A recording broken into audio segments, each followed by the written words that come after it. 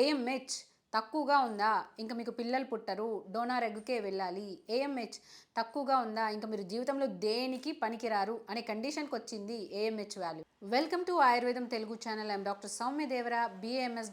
AMH అంటే ఏంటి? Anti Müllerian hormone. ఈ హార్మోన్ గురించి నేను స్పెషల్గా మళ్ళీ చెప్పాల్సిన అవసరం లేదు, ఎందుకంటే దీని గురించి ఈ పెళ్ళై పిల్లలు పుట్టకుండా హాస్పిటల్ చుట్టూ తిరిగేటువంటి జంటలకి, ఈ ఆడవాళ్ళకి ముఖ్యంగా ఈ ఏఎంహెచ్ గురించి బాగా అవగాహన ఉండి ఉంటుంది. ఏఎంహెచ్ తక్కువగా ఉందా, మీకు ఇంకా పిల్లలు పుట్టరు, మీరు డోనర్ ఎగ్కే వెళ్ళాల్సిందే, మీకు ఇంకా ఆప్షన్ లేదు, మీకు ఇంకో 1-2 మంత్స్ కూడా టైం లేదు, మీరు ఇంకా ఎంత 2-3 మంత్స్ డిలే చేశారనుకుంటే మీకు ఉన్న ఎగ్స్ కూడా మొత్తం డిస్ట్రాయ్ అయిపోతాయి, ఇంకా మీకు అస్సలే ఛాన్స్ ఉండదు. సో మీరు చాలా ఫాస్ట్గా, మీరు వెంటనే నెక్స్ట్ మంతే మీరు డెసిషన్ తీసుకొని ఐవీఎఫ్కి రావాలి. సో వాళ్ళకి ఆలోచించుకునేంత టైం కూడా ఉండదు. అసలు ఏఎంహెచ్ అంటే ఏంటి, మాకు ఇంకో ఆప్షన్ ఉందా, మేము ఏమైనా ట్రీట్మెంట్ తీసుకోవచ్చా, మీకు ఏఎంహెచ్ తక్కువగా ఉన్నప్పుడు మీ ఎగ్ కూడా పనికిరాదని చెప్తారు. మళ్ళీ మీరు డోనర్ ఎగ్కే వెళ్ళాలి. మళ్ళీ డోనర్ ఎగ్కి వెళ్ళాలి అంటే అదొక సందిగ్ధం.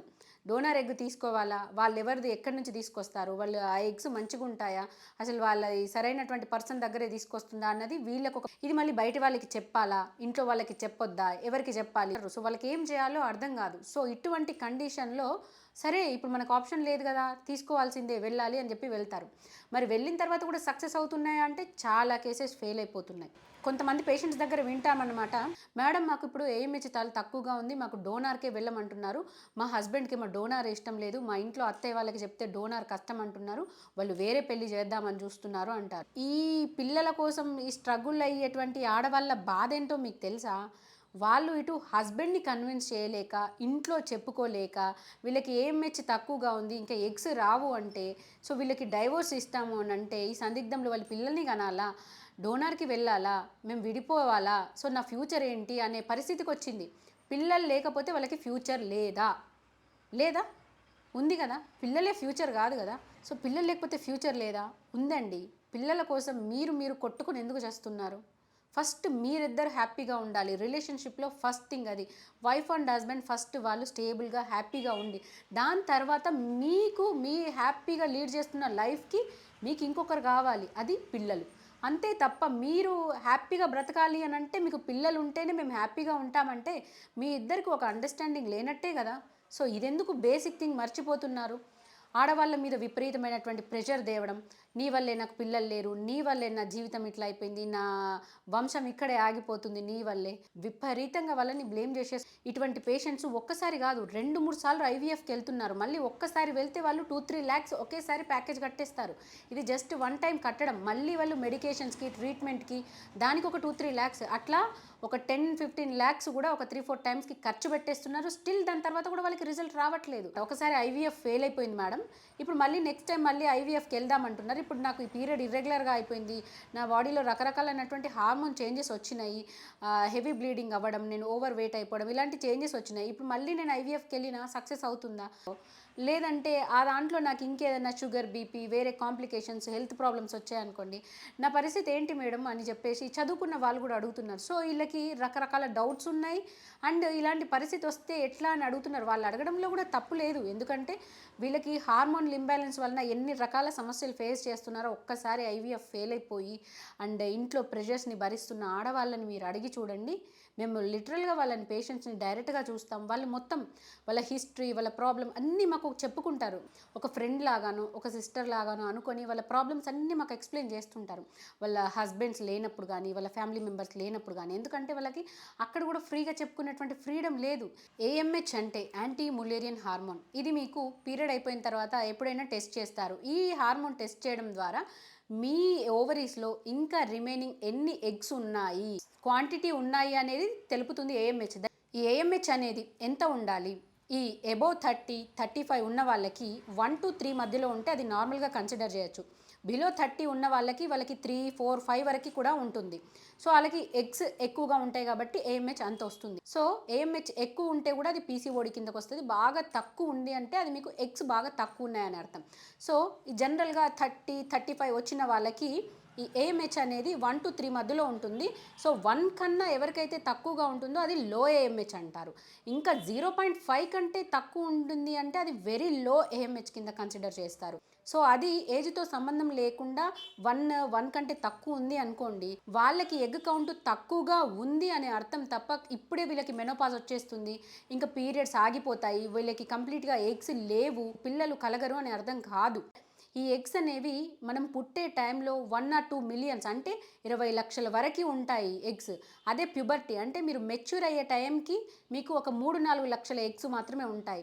అదే మీకు ఈ ఓవ్యులేషన్ అయ్యే టైం ఇంకా 2025లోకి వచ్చేసరికి మీకు ఒక 2 లక్షలు 3 లక్షల ఎగ్స్ మాత్రమే ఉంటాయి. మీ త్రూ అవుట్ లైఫ్లో కూడా మీకు ఒక 400-500 ఎగ్స్ మాత్రమే రిలీజ్ అవుతాయి. మిగతా అన్నీ అవి అలా డిస్ట్రాయ్ అయిపోతూ ఉంటాయి అన్నమాట ఓవరీస్లోనే. బట్టి ఎర్లీ ప్యూబర్టీ వచ్చిందనుకోండి 10 ఏళ్ళకే వాళ్ళకి ఎగ్స్ అనేవి తొందరగా అయిపోతుంటాయి. అంటే ఇంత ఎగ్స్ అనేవి ఎందుకు తగ్గిపోతున్నాయంటే మన లైఫ్ స్టైల్. ఇక్కడ చాలా ఫ్యాక్టర్స్ ఉన్నాయండి. ఒకటి, మీరు కడుపులో ఉన్నప్పుడు మీ తల్లిదండ్రులు ఆరోగ్యమైనటువంటి లైఫ్ స్టైల్ని మెయింటైన్ చేశారా? మీ కడుపులో ఉన్నప్పుడు మీరు డెలివరీ అయ్యేటప్పుడు హెల్దీ బేబీ అంటే ఒక 3.5 kg 3 kgలో పుట్టారా? మీకు ప్రెగ్నెన్సీ మీ మదర్ ప్రెగ్నెన్సీలో ఉన్నప్పుడు మీరు మంచిగా హెల్దీగా పెరిగారా? మీ ఆ తల్లి కడుపులో మీరు 42 వారాలు ఎంత ఆరోగ్యంగా పెరిగారు, ఎటువంటి ఆహారం తీసుకున్నారు, అప్పుడు మీ శరీరంలో మీ ఎగ్స్ కానీ మీ ఆర్గాన్స్ కానీ ఎట్లా డెవలప్ అయినాయి అనేది కూడా ఇది జెనెటికల్ ఫ్యాక్టర్ అనమాట. అప్పటి నుంచి మొదలవుతుంది. మీరు కడుపులో ఉన్నప్పుడే ఆరోగ్యంగా పెరిగారనుకోండి, మీకు పుట్టేటప్పుడు మంచి ఎగ్స్ వస్తాయి. మీరు ప్యూబర్టీకి వచ్చిన తర్వాత కూడా మీ ఎగ్ కౌంట్ బాగుంటుంది. సో మీ జర్నీ అనేది మీ అమ్మ కడుపులో నుంచి మొదలవుతుంది. ఇప్పుడు మీరు కూడా అదే గుర్తుపెట్టుకోండి, మీరు కనబోయేటువంటి పిల్లల లైఫ్ మీరు ఇప్పుడే డిసైడ్ చేస్తున్నారు. సో ఇందులో జెనెటిక్ ఫ్యాక్టర్స్. ఇంకొంతమంది తల్లిదండ్రులకి 40-45కే వాళ్ళకి మెనోపాజ్ వస్తుంది. వాళ్ళకి అమ్మకి కానీ వాళ్ళ రక్త సంబంధికులైనటువంటి వాళ్ళ మేనత్తలు వీళ్ళు ఉంటారు కదా, బ్లడ్ రిలేషన్. సో వాళ్ళ నుంచే కదా మనకి జీన్స్ వస్తాయి. సో వాళ్ళకి మెనోపాజ్ ఎప్పుడు వచ్చింది? 40-45 ఇయర్స్లో వచ్చిందా? 50-55 ఇయర్స్లో వచ్చిందా? సో వాళ్ళకి ఎర్లీ మెనోపాజ్ వచ్చింది అనుకోండి, సో వాళ్ళకి కూడా ఎగ్స్ తక్కువగానే ఉండి తొందరగా మెనోపాజ్ వచ్చింది అని అర్థం చేసుకోవచ్చు. సో ఇది మీరు చేసుకునేటువంటి తప్పు కాదు. ఇంకొంతమందికి మన life style, sitting life style. So దీనివల్ల ఏమవుతుందంటే బాడీలో ఫిజికల్ యాక్టివిటీ తగ్గిపోయి బాడీలో స్ట్రెస్ పెరిగిపోతుంది, ఇన్ఫ్లమేషన్ పెరిగిపోతుంది. ఇన్ఫ్లమేషన్ పెరిగిపోవడం వలన లోపల ఉన్నటువంటి ఆర్గాన్స్, మీ బాడీ టిష్యూ అనేది డ్యామేజ్ అయిపోతుంది. ఫిజికల్ యాక్టివిటీ చేస్తే బాడీలో ఇన్ఫ్లమేషన్ తగ్గుతుంది, స్ట్రెస్ లెవెల్స్ తగ్గుతాయి. ఇక్కడ ఆహారమే, నరిష్మెంటే అందట్లేదు. పుట్టినప్పుడు వచ్చినటువంటి ఎగ్స్ మీకు 30-40 ఏళ్ళు వచ్చే వరకు అక్కడ ఎలా సర్వైవ్ అయ్యి అక్కడ ఉంటాయి? దానికి కావాల్సినటువంటి ఎన్విరాన్మెంట్, ఆహారం అండ్ లైఫ్ స్టైల్ ఇవన్నీ మెయింటైన్ చేయాలి కదా. Junk food, oily food, spicy food ఇవన్నీ తీసుకోవడం వలన బాడీలో టిష్యూస్ తొందరగా డీజనరేట్ అయిపోతున్నాయి, అవి తొందరగా చచ్చిపోతున్నాయి. ఇంకొకటి అన్నిటికంటే ముఖ్యమైనది స్ట్రెస్. ఈ స్ట్రెస్ ఉండడం వలన మన శరీరంలో మొత్తం హార్మోన్ వ్యవస్థ అస్తవ్యస్తం కింద మీద అయిపోతుంది. ఏ ఒక్క హార్మోన్ కూడా ప్రాపర్గా పనిచేయదు. లో ఎంహెచ్ ఉన్న వాళ్ళకి పీరియడ్స్ రెగ్యులర్గా రావు. వాళ్ళకి పీరియడ్స్ చాలా తక్కువ టైంలో ఉంటుంది. అంటే 20-25 డేస్ లోపలనే పీరియడ్ వచ్చేస్తుంది. బ్లీడింగ్ చాలా తక్కువగా అవుతుంది. జనరల్గా 3 days అవ్వాలి. ఆ 3 daysలో కూడా అట్లీస్ట్ మినిమం 2-3 ప్యాడ్స్ చేంజ్ చేసుకునేటట్టు ఉండాలి. వీళ్ళకి ఒక్క రోజే బ్లీడింగ్ అవుతుంది. 1-2 ప్యాడ్స్ కూడా చేంజ్ చేసుకునేంత బ్లీడింగ్ ఉండదు. సో వీళ్ళకి ఎందుకనంటే హార్మోన్స్ సరిగా లేవు. సరిగా లేకపోవడం వలన అక్కడ ఎగ్, ఎండోమెట్రియం ఇవన్నీ ప్రాపర్గా పెరగవన్నమాట. సో అందుకే వాళ్ళకి బ్లీడింగ్ అనేది కూడా చాలా తక్కువగా ఉంటుంది. వీళ్ళకి ఫ్రీక్వెంట్గా అబార్షన్స్ కూడా అవుతుంటాయి. అంటే వాళ్ళకి ఎగ్ అనేది కన్సీవ్ అయినా కూడా అక్కడ నిలబడదు, నిలబడ్డా అది ముందుకు సరిగా గ్రోత్ అవ్వదు, హార్ట్ బీట్ రాదు. సో రికరెంట్గా అబార్షన్స్ అయిపోతూ ఉంటాయి. వీళ్ళకి ఏమేజ్ తక్కువ ఉన్న వాళ్ళకి ఊరికే సిస్ట్లు కూడా ఫామ్ అవుతుంటాయి. ఓవేరియన్ సిస్ట్, సింగిల్ సిస్ట్ అనమాట.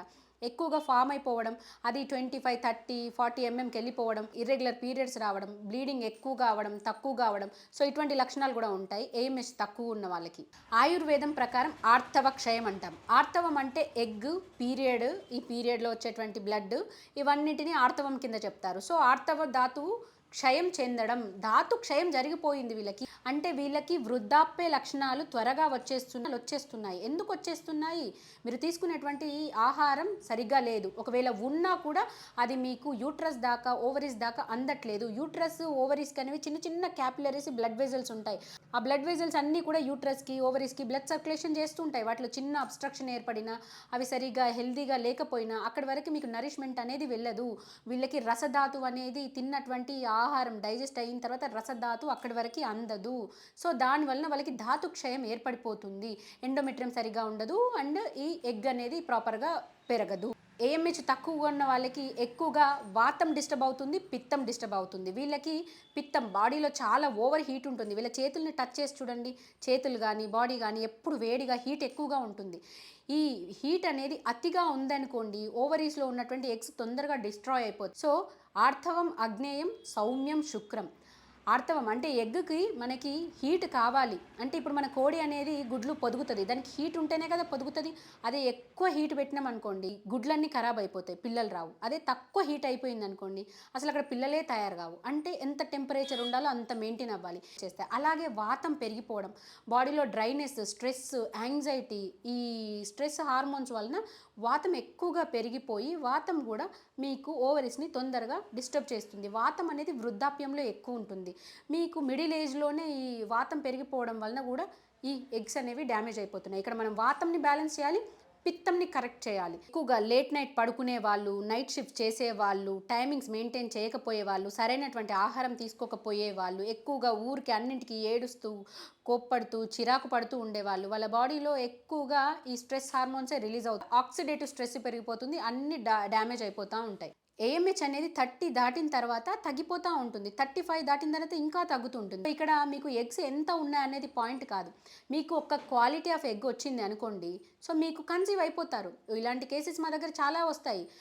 1 కంటే తక్కువ ఉన్న వాళ్ళు, 0.5 కంటే తక్కువ ఉన్న వాళ్ళు, ఈ వాళ్ళకి మెడిసిన్ ఇచ్చినప్పుడు కూడా కొంచెం ఈ ఏఎంహెచ్ అనేది ఫ్లక్చువేట్ అవుతూ ఉంటుంది. బాగా తక్కువ ఉంది అనుకోండి, వాళ్ళకి కొంతకాలం మెడిసిన్ ఇచ్చిన తర్వాత ఈ 0.2, 0.3 ఉన్న వాళ్ళు 0.6, 0.7, 0.8కు రావడం కూడా జరుగుతుంది. ఇంకొంతమంది పేషెంట్స్ వాళ్ళే లైఫ్ స్టైల్ చేంజ్ చేసుకొని, వాళ్ళే రకరకాలైనటువంటి హెల్తీ ఫుడ్ అంతా తీసుకొని, మేడం నాకు అప్పుడు 1 కంటే తక్కువ ఉన్నటువంటి ఏఎంహెచ్ ఇప్పుడు 1 కంటే ఇంప్రూవ్ అయ్యింది అని వచ్చే పేషెంట్స్ వాళ్ళే వచ్చి చూపించే వాళ్ళు కూడా ఉన్నారు. అంటే ఇక్కడ లైఫ్ స్టైల్ అనేది మీకు చాలా ఇంపాక్ట్ చేస్తుంది. మీ లైఫ్ స్టైల్ని చేంజ్ చేసుకోండి. ఫస్ట్ నాకు ఏఎంహెచ్ తగ్గిపోయింది, ఇంకా నేనేం చేయలేను అనేది మానేసి మీ లైఫ్ స్టైల్లో ఏం చేంజ్ చేయాలి, ఎటువంటి చేంజ్ చేస్తే మీకు హెల్దీ ఎగ్ వస్తుంది, మీరు కన్సీవ్ అయ్యే ఛాన్సెస్ ఉంటుంది అనే దాని మీద మీరు ఫోకస్ చేయాలి. మీ ఏజ్ 30 అయినా, 35 అయినా, 40 అయినా కూడా మీరు ట్రై చేయొచ్చు. ప్రతి ఒక్కరికి ఏజ్ ఒక్కటే కాదు, కొంతమందికి 25, 23లో కూడా ఏఎంహెచ్ తక్కువగా వస్తుంది. మరి అట్లాంటప్పుడు వాళ్ళకి 25లోనే వాళ్ళకి పీరియడ్స్ ఆగిపోయి మెనపాజ్ వస్తుందా? రాదు కదా. సో ఇక్కడ ఏంటి అంటే వాళ్ళకు జెనెటిక్ ఫ్యాక్టర్ వలన వాళ్ళకి ఎర్లీగా 25లో కూడా వాళ్ళకి ఏఎంహెచ్ తక్కువైపోతుంది. సో దీనికి ఆయుర్వేదంలో ఎటువంటి ట్రీట్మెంట్ తీసుకోవాలి? సో అందరికీ వాతం పిత్తం రెండు డిస్టర్బ్ అవ్వాలని లేదు. కొంతమందిలో వాతం ఎక్కువగా ఉంటుంది, కొంతమందిలో పిత్తం ఎక్కువగా ఉంటుంది. సో కొంతమందికి రెండు డిస్టర్బ్ అవుతాయి. సో అది మీ సిమ్టమ్స్ అన్నింటినీ చూసిన తర్వాత మీకు వాతం పిత్తం ఏది ఎక్కువైంది అనేది డిసైడ్ చేస్తాం. దాని తర్వాత మీకు ట్రీట్మెంట్ ఇవ్వడం జరుగుతుంది. ఫస్ట్ పంచకర్మల్లో వచ్చేసి వమనం చేయించాలి. అండ్ వమన కర్మ చేయించడం ద్వారా మీ బాడీలో ఉన్నటువంటి టాక్సిన్స్ వెళ్ళిపోతాయి, అగ్ని అనేది పెరుగుతుంది, ఎగ్ అనేది ప్రాపర్గా రిలీజ్ అవుతుంది, మీరు చాలా ఫాస్ట్గా కన్సీవ్ అవుతారు. నెక్స్ట్ వస్తి. ఈ వస్తిలో ఉత్తర వస్తి అండ్ కషాయ వస్తి. అంటే ఉత్తర వస్తి అంటే యూట్రస్లోకి ఆయిల్స్ని పంపించడం, కషాయ వస్తి అంటే యానస్ ద్వారా మోషన్కి వెళ్ళే మార్గం ద్వారా మీకు లోపలికి కషాయాలు ఆయిల్స్ పంపించడం. ఇది మాత్రావస్తి, కషాయ వస్తిలో ఈ భాగం అన్నమాట. ఈ ఉత్తర వస్తి కషాయ వస్తి చేయడం ద్వారా ఎప్పుడైతే అక్కడ డిస్టర్బ్ అయిపోయినటువంటి వాతం ఉందో అది నార్మల్ కండిషన్కి వస్తుంది. మీకు ఎగ్ గ్రోత్ అవ్వడానికి ఈ ఆయిల్స్, ఈ కషాయాలు అనేవి చాలా ఉపయోగపడతాయి. ఉత్తర వస్తి ఇవ్వడం ద్వారా మీ ఎండోమెట్రియం అనేది కూడా ప్రాపర్గా గ్రోత్ అవుతుంది. సో ఈ వమనం చేయించుకోవడం, ఉత్తర వస్తి చేయించుకోవడం, వస్తి ట్రీట్మెంట్ చేయించుకోవడం ద్వారా మంచిగా మీకు కన్సీవ్ అయ్యే ఛాన్సెస్ చాలా వరకు పెరుగుతాయి. విరేచనం అనేది బాగా ఎక్కువగా ఓవర్ హీట్ ఉన్న వాళ్ళకి విరేచనం కూడా అడ్వైజ్ చేయొచ్చు. బట్ అది మీ లక్షణాలని, మీ కండిషన్స్ని తెలుసుకున్న తర్వాతే మీకు వమనం సూటబుల్ అవుతుందా, విరేచనం సూటబుల్ అవుతుందా, వస్తి సూటబుల్ అవుతుందా అనేది మీకు మీ డాక్టర్ అనేది డిసైడ్ చేస్తారు. మీకు దగ్గరలో ఉన్నటువంటి ఆయుర్వేదిక్ డాక్టర్ దగ్గరికి వెళ్ళి కన్సల్ట్ అవ్వండి. ఈ అభ్యంగం బాడీ మసాజ్ చేయడం ద్వారా ఏమవుతుంది అని అంటే బాడీలో ఉన్నటువంటి స్ట్రెస్ లెవెల్స్ తగ్గిపోతాయి, సర్క్యులేషన్ పెరుగుతుంది, బ్లడ్ అనేది ప్రాపర్గా అన్ని ఆర్గాన్స్కి వెళ్తుంది, బ్లడ్తో పాటు ఆక్సిజన్ కూడా వెళ్తుంది. అక్కడ ఎక్కడైతే ఏమైనా ఈ అబ్స్ట్రక్షన్స్ ఉన్నాయో ఆ క్యాపిలరీస్లో ఆ అబ్స్ట్రక్షన్స్ పోతాయి. అండ్ బిలో ద అంబిలికస్ ఈ లోకల్ మసాజులు చేయడం ద్వారా కూడా అక్కడ సర్క్యులేషన్ పెరుగుతుంది, వాతం తగ్గుతుంది. ఈ బాడీ మసాజులు చేయడం వల్ల లేని ఎగ్స్ ఎక్కడి నుంచి వస్తాయని అడుగుతారు.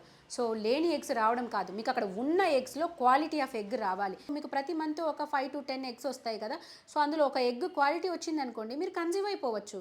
ఆయుర్వేదిక్ మెడిసిన్స్ ఏం తీసుకోవాలి? ఫలగ్రిత ఇది కొట్టక్కల్, వైద్యరత్నం అండ్ బైద్యనాథ్ అన్ని కంపెనీస్వి దొరుకుతాయి. సో ఇవి స్టాండర్డ్ కంపెనీస్ నుంచి తీసుకుంటే బాగానే ఉంటుంది.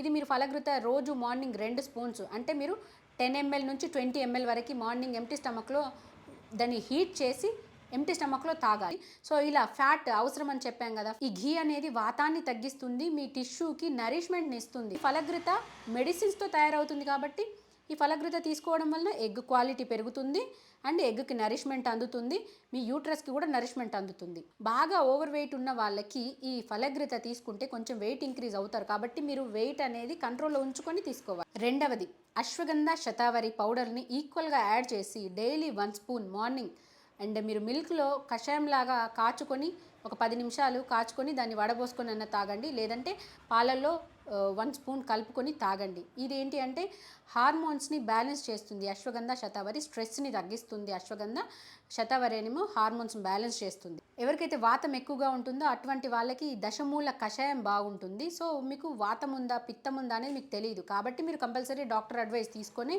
ఈ మెడిసిన్స్ వాడితే మీకు సరైనటువంటి రిజల్ట్ వస్తుంది. గోల్డ్తో చేసినటువంటి ట్యాబ్లెట్స్ ఉంటాయి, లేదంటే స్వర్ణ భస్మ కలిపినటువంటి భస్మాలు ఇవ్వడం ద్వారా బాడీలో వీళ్ళకి మంచిగా నరిష్మెంట్ వస్తుంది, ఎగ్స్కి, ఎండోమెట్రియంకి, యూట్రస్కి.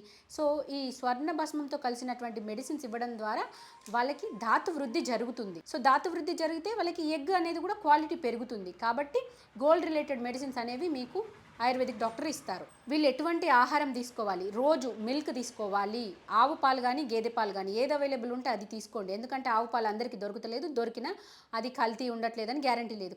క్షీరం అనేది సంపూర్ణ ఆహారం.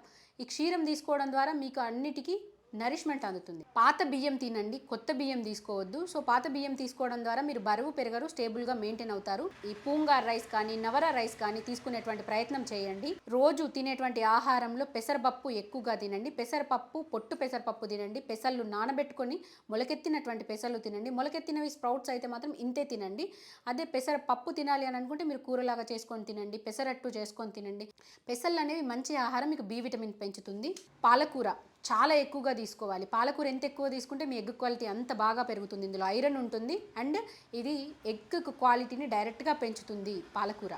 దానిమ్మ పండ్లు, ఉసిరికాయలు, ఇందులో విటమిన్ సి ఎక్కువగా ఉంటుంది అండ్ దానిమ్మ పళ్ళు బాడీలో ఉన్నటువంటి ఆక్సిడేటివ్ స్ట్రెస్ని తగ్గిస్తాయి. సి అనేది మీకు ఫర్టిలిటీ ఛాన్సెస్ని పెంచుతుంది, ఎగ్ క్వాలిటీని పెంచుతుంది. కాబట్టి డైలీ మీరు దానిమ్మ పండు కానీ ఉసిరికాయ ఇవి 2 తీసుకున్నా కూడా పర్వాలేదు, రెగ్యులర్గా తీసుకోండి. ఫ్యాట్స్ తీసుకోవాలని చెప్పాం కదా, ఈ ఫ్యాట్స్ కోసం ఘీ తీసుకుంటున్నారు. ఈ ఘీతో పాటు కూడా నట్స్, సీడ్స్ అంటే పంప్కిన్ సీడ్స్, వాల్నట్స్, కాజు, బాదం, పిస్తా, sunflower seeds, chia seeds. So ఇవన్నీ సీడ్స్ తీసుకోవడం ద్వారా మీకు ఫ్యాట్స్ వస్తుంది, ప్రోటీన్ వస్తుంది. ఈ ప్రోటీన్ ఫ్యాట్స్ సరిగా అందినప్పుడే ఎగ్ క్వాలిటీ కానీ స్పర్మ్ క్వాలిటీ కానీ పెరుగుతాయి. సో ఒమేగా 3 ఫ్యాటీ యాసిడ్స్ అనేవి చాలా ముఖ్యం. వీటి కోసం వాల్నట్స్, చియా సీడ్స్, అవిసె గింజలు రెగ్యులర్గా మీరు తీసుకున్నారనుకోండి, ఈ చియా సీడ్స్ని నానబెట్టుకొని 1 స్పూన్ తీసుకోవచ్చు, వాల్నట్స్ డైలీ 2 to 3 తీసుకోవచ్చు అండ్ ఈ flax seeds daily 2 to 3 spoons వీటిని రోస్ట్ చేసి పౌడర్ చేసి మీరు తినే రైస్లో అయినా కలుపుకొని తినొచ్చు, లేదంటే దీన్ని డైరెక్ట్గా మీరు లడ్డుల్లాగా చేసుకుని అయినా తీసుకోవచ్చు. డేట్స్ డైలీ 1 or 2 అండ్ అంజీర్ ఇవి కూడా 1-2 రోజు తీసుకోవచ్చు. అండ్ అవకాడో దొరికితే తీసుకోండి, ఎందుకంటే ఇది మంచి ఫ్యాటీ ఫుడ్ అనమాట. మీ బాడీ ఓవర్ హీట్ లేకపోతే గోధుమతో చేసినటువంటి స్వీట్స్ తీసుకోవాలి. గోధుమ పిండితో తయారు చేసే, బెల్లంతో తయారు చేసేటువంటి స్వీట్ తీసుకోవాలి. స్వీట్ ఫుడ్స్ ఎక్కువగా తీసుకోమని చెప్తాం. ఈ స్వీట్ ఫుడ్స్ అనేవి మీకు ఎండోమెట్రియం థిక్నెస్ని, ఎగ్ క్వాలిటీని పెంచుతాయి. అయితే బరువు ఉన్న వాళ్ళకి కాదు, బరువు ఉన్న వాళ్ళు మీరు బరువు మెయింటైన్ చేయాలి, బరువు తగ్గాలి, తగ్గిన తర్వాత ఇవన్నీ తీసుకోవాలి. మరి ఏమేమి అవాయిడ్ చేయాలి? లేట్ నైట్ స్లీపింగ్, 10:30 తర్వాత పడుకోవడం, రాత్రిపూట వర్క్ చేయడం, ఎర్లీగా తినాలి, 7:30 to 8 మధ్యలో తినేసేయాలి అండ్ ఇంకా ముందుగా తింటే ఇంకా మంచిది. ఎక్సెసివ్ ఫాస్టింగ్, మీరు బరువు తగ్గాలి కదా అని అతిగా ఫాస్టింగ్ చేయకూడదు. బరువు తగ్గేటువంటి ఆహారం తీసుకోవాలి తప్ప ఆహారం తక్కువ చేస్తే మాత్రం మీలో బాడీలో డ్రైనెస్, రూక్షత్వం, వాతం పెరిగిపోతుంది, అన్ని ధాతువులు క్షీణిస్తాయి. కాబట్టి ఈ డైటింగ్స్ చేయకండి, మంచి డైట్ తీసుకోండి. ఎక్కువగా స్ట్రెస్ తీసుకోకూడదు. ఎమోషనల్గా ఊరికేనే నాకు ఇంకా లో ఎంహెచ్ ఉంది, నాకు పిల్లలు పుట్టరు అని స్ట్రెస్ తీసుకున్నారనుకోండి, మీకు నిజంగానే పుట్టరు. ఎందుకంటే సౌమనస్యం గర్భధారణం అంటది ఆయుర్వేదంలో. అంటే మీ మనసు ఎంత ప్రశాంతంగా ఉంటుందో అప్పుడే మీకు లోపల ఎగ్ బాగున్నా, స్పర్మ్ బాగున్నా అక్కడ అది కన్సీవ్ అవుతుంది.